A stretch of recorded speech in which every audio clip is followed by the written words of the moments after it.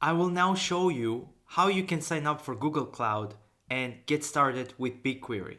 So it all starts with this link, which I will share in the resources. And this is the homepage of Google Cloud.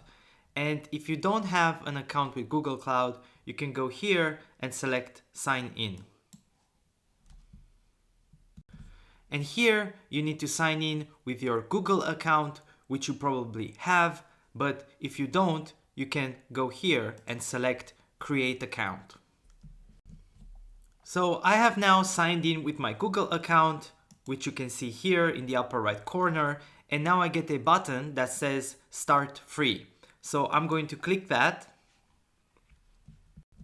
And now I get taken to this page, and on the right you see that the first time you sign up for Google Cloud, you get $300 of free credits so that you can try the services, and that's pretty neat.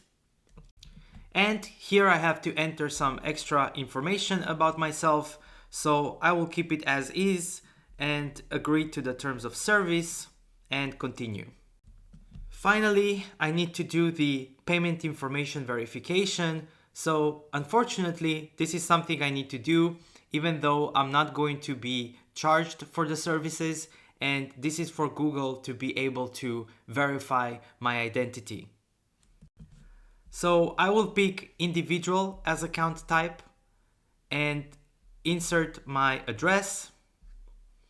And finally, I need to add a payment method. And again, I need to do this even though I'm not going to pay. I will actually not do it here because I don't intend to sign up, but after you are done, you can click Start My Free Trial and then you should be good to go.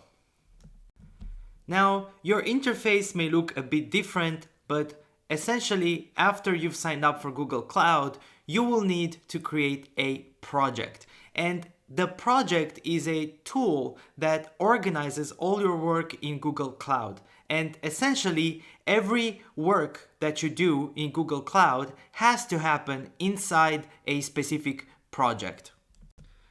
Now, as you can see here, there is a limited quota of projects, but that's not an issue because we will only need one project to work in this course.